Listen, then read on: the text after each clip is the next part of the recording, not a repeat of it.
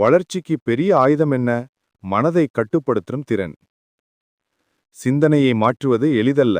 ஆனால் மாற்றம் வேண்டுமென்றால் முதலில் மூச்சை கட்டுப்படுத்து. ஆழமான மூச்சு. இது உடல் பயிற்சி அல்ல. இது மன யுத்தத்தில் வெல்லும் தந்திரம். செல்ஃப் டெவலப்மெண்ட் ஒரு பயணம். சிரமம் இருக்கும். ஆனால் வாழ்க்கை முழுக்க பலன் தரும். எப்போது மனம் தளர்ந்தாலும் உன் அமைதியாக சிந்திக்கும் திறன் உன்னை காப்பாற்றும். உன்னால் முடியாது என்று சொல்வோருக்கு ஒரே பதில், உன் அமைதியான முன்னேற்றம். மனதை கட்டுப்படுத்த பல வழிகள் உண்டு. Breathing, focus, silence. உனக்கு ஏற்றதை தேர்வு செய். சரியான முறையை தேர்வு செய்தால் உன் மனம் படைப்பாற்றலால் நிறைந்துவிடும். Self confidence. இது உன் உள்ளே உள்ளது. அதை விழித்தெழச் செய். யாரும் உன் வளர்ச்சிக்கு தடையில்லை. அடைப்பு எதுவும் இருந்தால் அது உன் மனத்தில்தான். சோர்வா?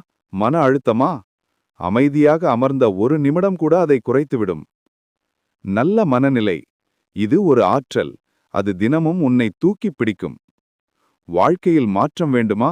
துணிந்து முடிவு செய்.